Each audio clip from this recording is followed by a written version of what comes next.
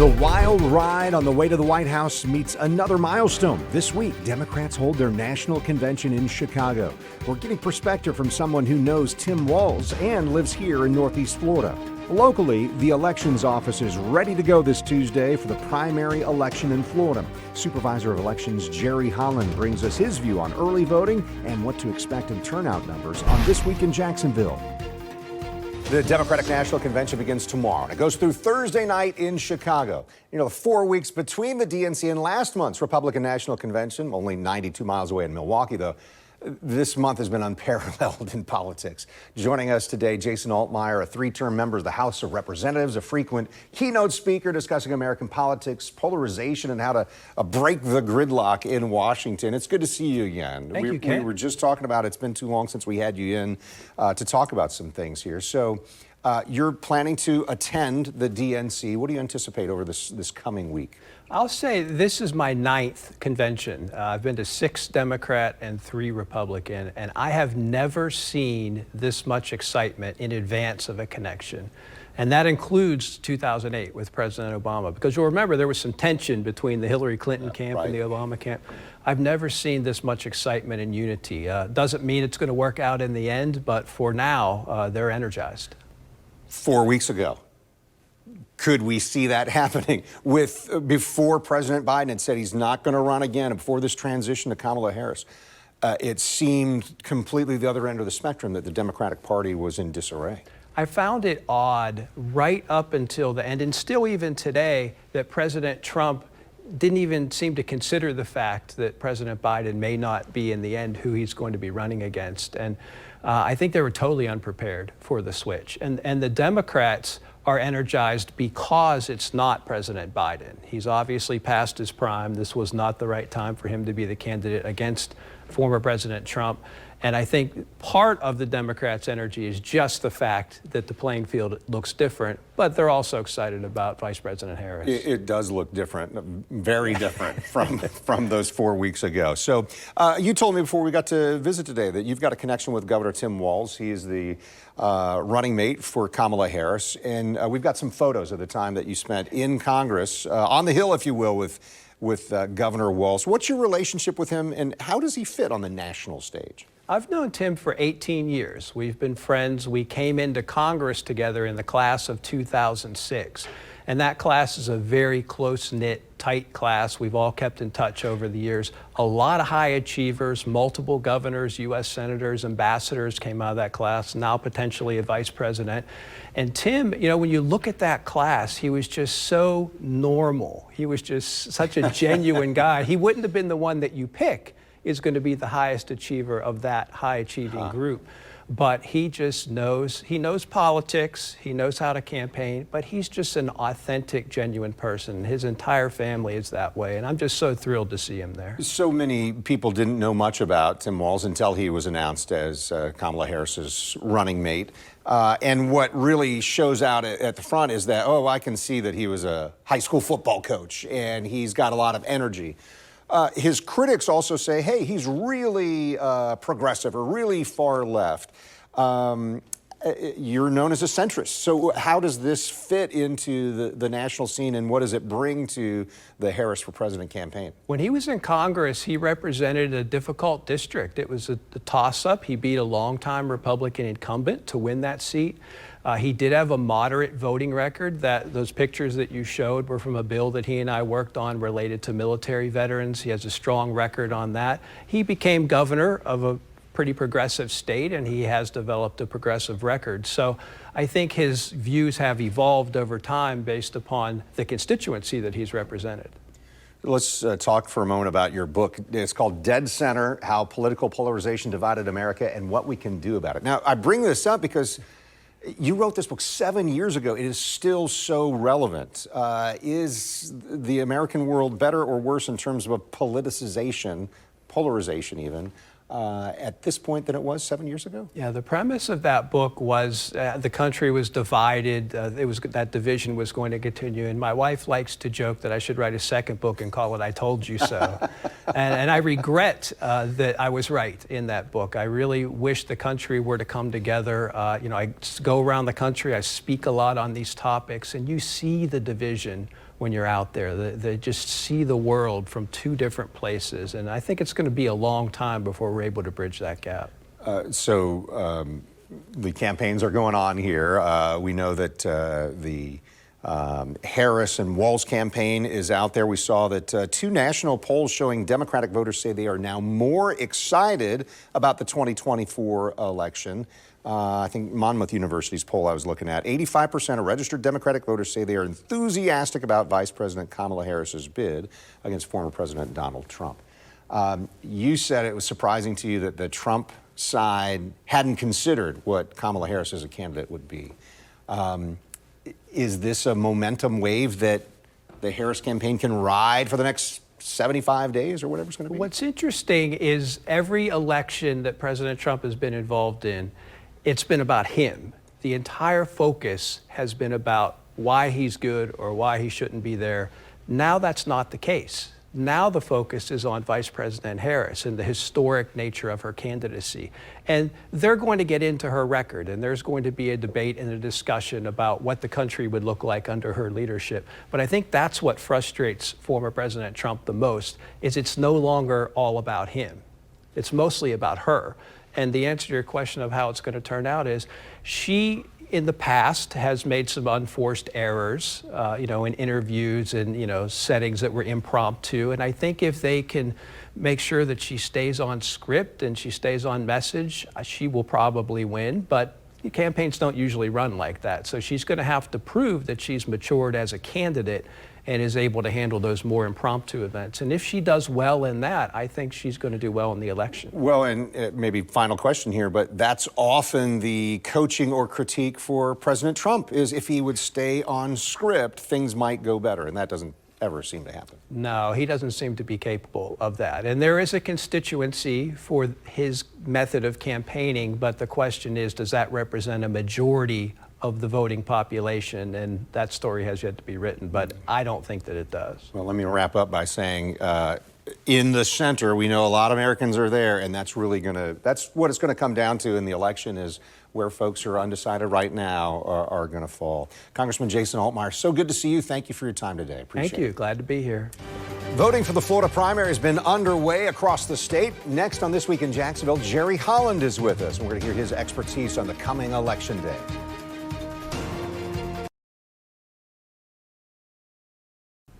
You're watching This Week in Jacksonville with Kent Justice. Jerry Holland is the Supervisor of Elections in Duval County. He's also been a political contributor to us over the years here at Channel 4. It's great to have you in studio with us. It's good to be back. I know this is busy time, right? Very busy. Tell me about primary election turnout so far, and then maybe what you expect for Election Day, which is coming up Tuesday. Well, it's always disappointing to us if we don't get a great turnout. And obviously a primary just doesn't bring them out. We're going to get somewhere around a 20% turnout, and about half of those will vote prior to Election Day, and about half will come on Election Day. So what has the process been getting here? Things going smoothly? It's your, I guess, second turn at being supervisor, but it's been more than a year that you've been back in office, right? Sure have been, and we've been through one small election, which was the presidential preference, so we kind of cut our teeth on that coming back. What's new is also trying to get voters to come to some of our new early voting sites. We've expanded, added 5 more early voting sites. We now have 24 in Duval County, which is more per capita than any other county in Florida. But we want people to come prior to Election Day. I referenced this, but you served as election supervisor previously, then re-elected, or elected again, I should say, in 2023. How have things changed from your perspective in Duval? Maybe even how have things changed in Florida when it comes to elections in that time? And there has been a lot of changes. My colleagues, my supervisor of elections colleagues said, Jerry, you didn't know what you were getting into the first time, but you know what you're getting into and you came back. But I love elections. But things have changed. In 2005, when I came into office, we were still, I call, a hangover from the 2000 election, the hanging chads. But what we embraced back then was technology. We wanted the latest equipment. We wanted to make sure we had the accurate tabulators and everything we could technology. What's changed now is people don't trust technology. They want to go back to hand counting the ballot. They want to go back to the earliest forms of how we did elections. That's a big change. Well, what are the pluses and minuses on that? Because it seems like with the technology and the standards that are there, it seems really unlikely that elections the fraud can make an impact, or if even opportunities for people to conduct fraud as they could have back in the old system. Well, without a doubt, but people are concerned about equipment. But the thing today is, it's about not just the equipment, the accuracy, the public testing that we do, the multiple ways that we are able to capture the vote and make sure there's no one that can alter it. But what's important about this whole system is how quickly it's done. See, in Florida, we must report all the early votes and the vote by mails by 7:15. There are states still counting vote by mails weeks after the election. If you want to add any kind of conspiracy or feelings that something is changing while the process is happening, take longer to do the election. If we went back to hand counting or did something like that, it would literally take months to count 500,000 ballots with 60 different races on them in one county. Yeah, I know statewide we're reading that Florida has a million more registered Republican voters than Democrats. Does that track in Duval in terms of registration? Because it seemed just 4 years ago the county seemed to be pretty purple. It's still, from a numerical standpoint, purple. From a standpoint of closing the gap, Republicans have definitely closed the gap. Just a few years ago, there was probably 45,000 more Democrats. It's now closer to 10,000 more Democrats than Republicans. But what you see, like right now, on the turnout so far, it's less than 1,000 vote difference between Republicans and Democrats voting. So we're very close, very purple, right down the middle. How has that changed? Does that come from the individual parties and the ground game that they talk about? Is it going door to door? How does that change in terms of registration shifts? I think it's the political parties, their platforms. It gets people to move from one party to the other. We saw a lot of changes just in this primary coming up, but it is definitely a change that people look at and decide they want to be. The biggest change over time has been those registering with no party affiliation. That's been growing faster than either of the two major parties as far as growth. People saying, I don't want to be in either party. I just want to vote for who I want to vote for. Yeah. How does that line up in Duval County right now? What's the number or the percentage, I guess, of voters who say NPA? Right now, it's probably somewhere around, they're probably less than 75,000, less than the two parties. But from a standpoint percentage-wise, they're probably close to 25 to 30%.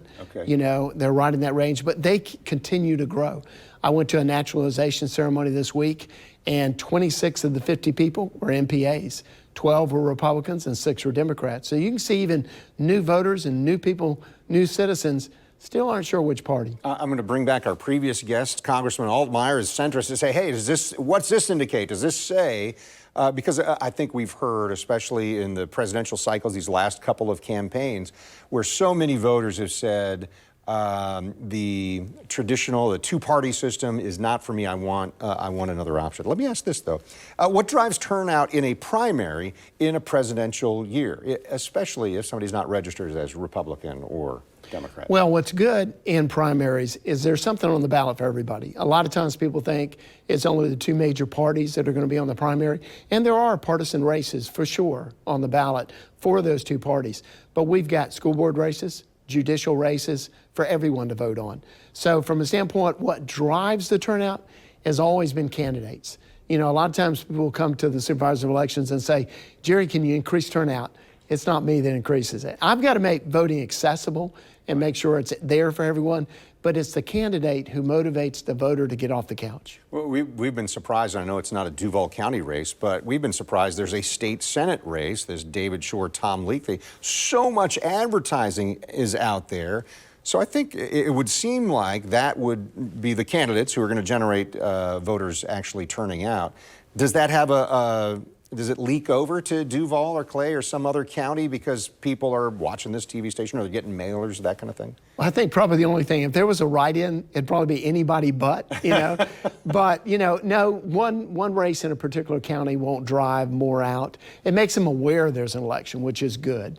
Because sometimes I'll get asked, we have an election, not even knowing there's one going on. So that helps in that perspective. Is that irritating, by the way? Oh, I had someone today say, supervisor of elections, and they say, "Oh, there's an election." Oh, without a doubt. I had someone today say, "Do I have to choose between voting in the primary or the general?" So every question you can imagine comes up to us. Let's talk more about some of those questions. I want to make sure that you are ready for your voting day. So Jerry Holland is going to stay with us. You stay with us too on This Week in Jacksonville. We'll be right back.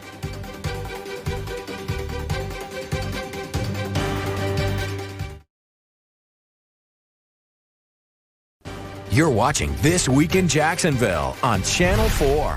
I'm excited about this, Jerry Holland. We convinced him to stay with us another segment. He's the Duval County Supervisor of Elections. Lots of experience here. And I'm interested in your perspective. Has voter enthusiasm changed, in your opinion, since there's been a change at the top of the ticket in November? That presidential campaign, things have been so intense the last month. Does that change what happens on the local level when we see a primary coming up Tuesday? I believe it does, and I believe it's a change in just the different candidates being different than it was, 4 years ago. Having a different Democratic candidate, I think it has changed some excitement, definitely on their side. So it should make it interesting, and I think it will help in the turnout. So we talked last segment, hey, there's something on the ballot for everybody. What are some of the things that everybody needs to know before they head out? Because we sometimes get questions about, hey, is my early voting really done here? Can I bring a sample ballot? All of those sorts of things. What kind of questions do you need to answer for folks? The questions we get asked a lot, can I bring my sample ballot? We encourage bring your sample ballot. It'll be more important in November because of the length of the ballot being 17 inches in both pages. But it helps you go ahead and make your decisions, fill it out before you come in. So it makes the process quicker if you bring in your sample ballot. And if you want to drop off your early voting, your vote by mail ballot, come into your early voting site. We've got a drop-off station there. You can do that at the early voting site as well. Every early voting wrapping up today, Sunday, right? Yeah, every day of the early voting through today, Sunday, you can bring your vote by mail ballot, and there's a secure station to drop that off. Yeah, what has early voting been like, and how has turnout? Because I think at the end of the day, you said maybe 50-50 split here, is that right? Yeah, between vote by mail and about 25% has voted early, and about 25% of the voters in this election will have voted by mail. What we'd like to see is both of those numbers go to about 30%. The pressure of putting 50% of the voters on election day, not a big deal in the primary because of the low turnout. But in November, if that 50% of voters wait till election day, one thing I can promise them, and I don't want to, but there'll be long lines. Yeah, nobody looks forward to that, but there are still a lot of people, obviously half of the people who say, I'm going to vote on Election Day. There's something almost nostalgic to that too, right? There's traditionalists who loves to do that, and I appreciate that, but don't get upset if there's lines. We had to reduce the number of polling locations due to a lawsuit under the Equal Protection Clause. We had too many precincts in some districts and too few in others, and it's hard to get polling locations today. So now versus 4 years ago, we've got about 26 less voting precincts on Election Day, which only means more people at their precinct. Well, and do I understand correctly, you did add Edward Waters University back, right? I did. The community was very excited about that, and I told them, if you want to keep it, you got to get people to come out and vote. It's hard to justify a location if nobody goes to it. Yeah. We're talking about candidates generate turnout and that sort of thing. Understanding who the candidates are, who I want to vote for, that's on me, that's on you, that's on go find out. But we also see voter guides happen, and there's been some dispute about competing voter guides that look like they're the same. What can you tell us about that in this last week or two? Well, you're right. Voter guides have been around now for decades. We've had Christian Coalition guides. We've had Corrine's Quick Picks. Republican Party has put out guides, different factions of the Republican Party. But this is the first election cycle, not just in Duval. I know in St. John's, there's been other counties reporting. And I think it's a little bit because of AI, of being able to duplicate something exactly like the original. And so what you've got is, you think you may have Corrine's Quick Picks, but now you've got a facsimile or a duplicate or a counterfeit. Then they've changed some of the races, and that becomes a problem. Is that illegal? I mean, we know there's a lawsuit going on, filed an injunction, don't do this anymore. Is there anything illegal about that? Where it becomes illegal or a violation of election laws is on every piece of electioneering, you must report who's paid for it. Because that's the whole point. We want to know where money's coming from and where money's going out. If you duplicate the exact same voter guide and put at the bottom it's still paid by the person who did the original one, you've violated election law and not reported the accurate who's paid for this production. It's in essence fraud then, right? It is definitely election fraud. Yeah. Jerry Holland, we appreciate it. We appreciate that the elections office reports things so quickly. I know when we're covering election night at 7:15, we're say, where is it? They're about to give us the first bit of data here, but we appreciate it. Best success on Tuesday, and thanks for your time today. Thanks, Ken. All right. And a reminder to you, after you cast your vote, be sure to join us Tuesday night for special coverage of the Florida primary. We're beginning at 7 p.m. with live coverage streaming on news4jax.com and News4Jax Plus. And then our coverage will continue at 8 with more results and analysis on Channel 4 and then on our streaming platforms as well. Chris Hand will join me next time to review what happened at the DNC, and we're going to look ahead to the final 75 days of the presidential campaigns. This week in Jacksonville, just a reminder, we are each Sunday morning at this time. I'm Kent Justice. Thanks for watching on air on Channel 4 and the CW17 and finding us online, news4jax.com or streaming on News4Jax Plus. And want to give you a reminder, we'd love for you to check out our weekly podcast, This Week in Jacksonville Business Edition. This week's episode, looking at the best approach for workers to seek a job and some factors. We talk about a key component. When is the best time for that job search and how do you do it? You can find new episodes every Thursday at 9 a.m. You'll find it right now on News4Jax Plus under the channel This Week in Jacksonville or wherever you get your podcasts.